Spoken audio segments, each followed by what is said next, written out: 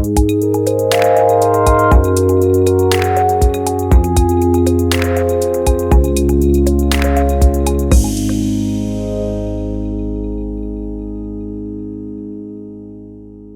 everybody, I'm Jay Hicks here, coming at you from the Chattanooga Film Festival 2017. Here with me today I have Christopher Cargill, the creator and novelist.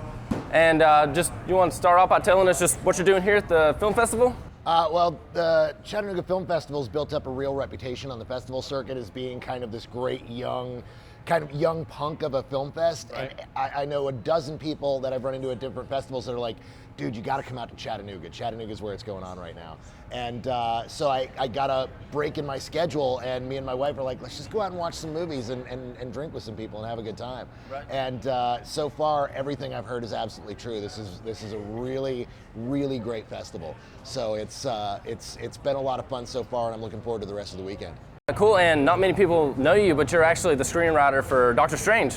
It's a big one that you're known for. Yeah, and Sinister, the horror film that I made a few years back. Right, but both awesome movies. Anything you got to say about that? I mean, like, how was it working in such a big movie like that, you know? Well, it was insane. Like, I mean, it's, I started out as a film critic, and I spent 10 years of my life as a film critic. I've been a film buff my whole life, and to be able to walk onto a set of a Marvel movie alone, but then to walk onto a set with, you know, where you're walking around and there's Benedict Cumberbatch and there's Mads Mikkelsen and there's Chiwetel Ejiofor and there's Tilda Swinton, and you're just like, what am I doing here?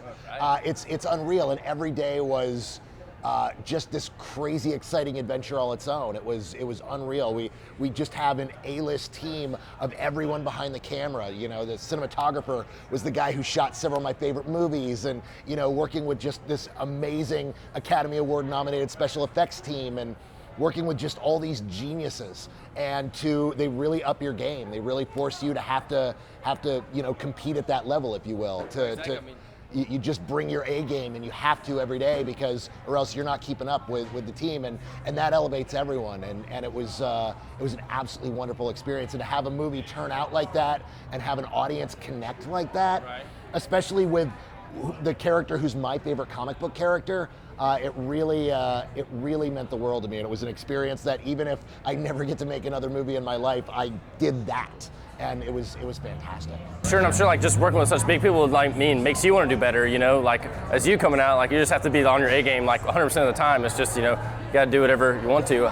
You can't slack. It's as much as people like to joke about the lazy writer, you can't be a lazy writer on a movie like that. Like you're working constantly, you're always turning in pages, you're always trying to make it better. And the great thing is the way Marvel works is Marvel is about making everything better every day. They have this term called plussing, because it's this very positive term of it's not like this isn't good enough, it's how can we make this better? How can we make this work more? And they're always working towards it. And it's not about someone saying, I think the movie should be this and it's this. Right. It's like, how can we make the movie better? And every day you're working to that. And they don't stop trying to make the film better until the day they lock the picture. And it is just, it's a wonderful, wonderful environment. Right, and just like a huge movie like that, like how many hours did you actually put into like working on it? I mean, like months and months, or I mean like years. Years. Okay. Yeah, no, I mean I worked on the script for on and off for over a year, and then we started making the movie, and then it's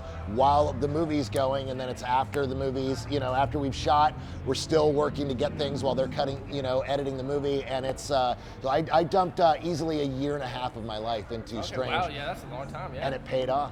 Well, right, for sure. And you also mentioned that you're a novelist too, so you have like a new book coming out soon? Or? I do. I've got a book coming out in September called Sea of Rust from Harper Voyager. It's a post-apocalyptic robot western. It takes place 30 years after the robots have completely wiped out humanity, and it's all the stuff that they're dealing with now that the humans are gone. Yeah. And so that comes out in September. People are liking that, so I hope it connects. Well, yeah, sure. And I have two other books that are already out, Dreams and Shadows and Queen of the Dark Things, which are fantasy books set in my hometown of Austin, Texas. Okay, cool. So since you're at the film festival, is there any films that you're looking forward to seeing today or tomorrow, or anything that you came here just for? Or well, I mean, the biggest thing that I'm really excited about right now is Joe Bob Briggs is going to be here tonight. Right. Of course, I grew up reading his reviews as a kid. He's a huge influence on me. Watching his TNT show introduced me to so many films. It's part of the reason I have a podcast called Junk Food Cinema. Part of the reason I do the podcast podcast is very heavily influenced by him, because it's very much focused on those great like genre films that have been neglected by history, that people have forgotten about, and stuff that people don't consider great cinema that is great cinema, because, well, it's a horror film, so it is just because it's a horror film, a slasher film, that doesn't mean it's bad. You know, just because you have people feel like, oh, well, it's already down at this level. It's like, no. Real filmmakers worked on this and did some great stuff. Here's the great stuff you're not seeing in this film. Here's the brilliant structure of it. Here's how great the writing is, or this great performance, and getting to highlight that kind of stuff. And that all comes from watching Joe Bob Briggs. So I'm really looking forward to his top 10 Tennessee films tonight. I'm about to see a Sly and the Family Stone movie, which you may have just heard them announcing. Yeah. So I'm going to be running here in a moment into the theater.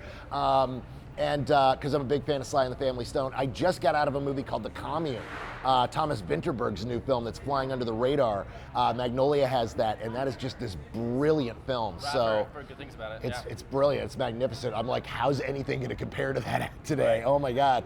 So yeah, and then of course, two of my friends are in town tomorrow showing their films, which I watched on the festival circuit 10 years ago, Hatchet and Wrong Turn 2. And then they're following up with their podcast, The Movie Crypt, which I'm a huge fan of. So and then of course we've got Uwe Boll's retirement party. I have written so many times about Uwe Boll in the past that I'm just super happy that I get to attend his retirement party, because it's about time. Well, right. Awesome. Well, man, it was great talking to you, man. So I hope to watch a movie with you or something like that. Yeah, thanks for having me. Awesome. Cool. Thank you.